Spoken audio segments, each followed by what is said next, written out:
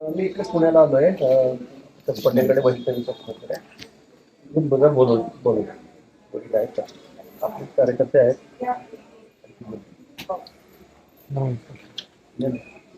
नमस्ते, मी देवेंद्र बोलतोय.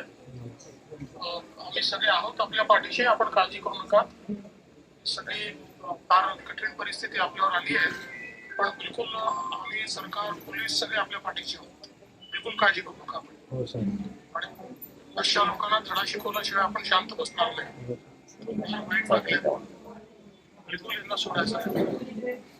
समजलं साहेब, चांगलं त्यांना माझ्या मुलीला न्याय द्यायचा. नक्की नक्की न्याय देऊ, काय काळजी करू नका. नक्की न्याय देऊ. आणि जे जे करायचं, जे जे करता येईल, कडक जे करता येईल, कठोरात कठोर करता येईल ते करू. काळजी करू. साहेब, एक विनंती होती. हा, सांगा ना. सरकारी वकील कावेरी या सरांना एक अपॉइंट केलं बरोबर. राजेश कावेरी. ठीक